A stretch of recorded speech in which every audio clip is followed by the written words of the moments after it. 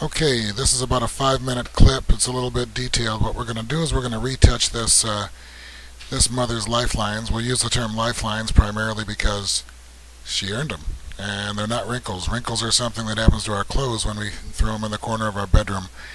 The first thing we do is open up the image. This is about a 35 or so year old mom.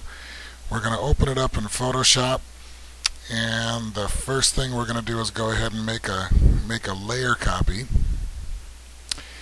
The reason we like to make a layer copy before we do retouching is in case we really mess up badly, we can just toss it and start all over.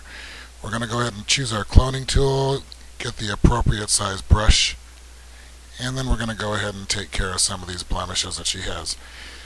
When we photograph these moms with the baby, many times they're just not prepared, they don't have their makeup on, and we want to just kind of help out a little bit. We're not going to actually eliminate these lifelines, we're going to reduce them. And that's going to be a lot more pleasing. What we're doing here is I'm retouching the hair, a little bit of flyaway hair as well. Not too detailed in this sample, but on the one that I showed the customers, you'll see later on, I did remove most of that hair. And then we're going to go ahead, we're going to keep going, we're going to find all these blemishes and take care of them.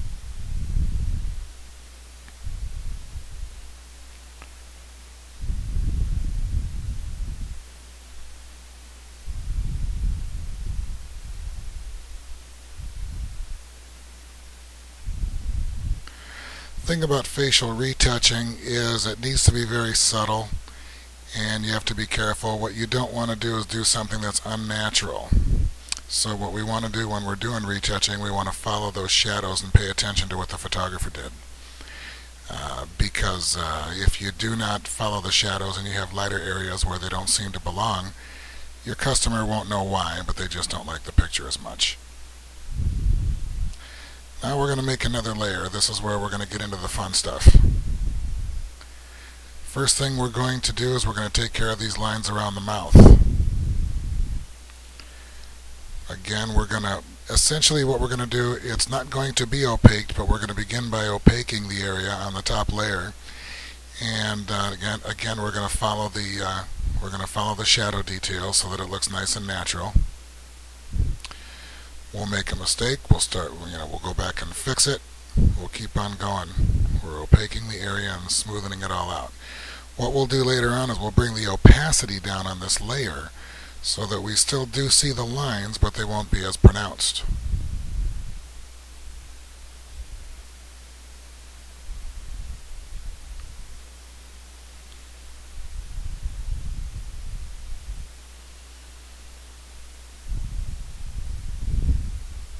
Looks pretty good.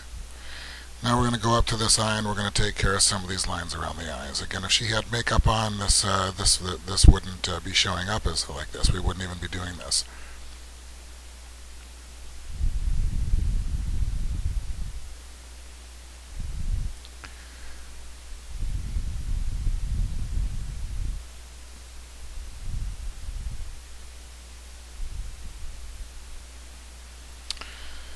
Okay, very good. Now we're going to go ahead. Here's how it looked before we retouched it, and here's how it looks now. And we're going to bring the opacity to about 80% so we can still see those lines. She earned every single one of them. And then we're going to bring it back into darkroom.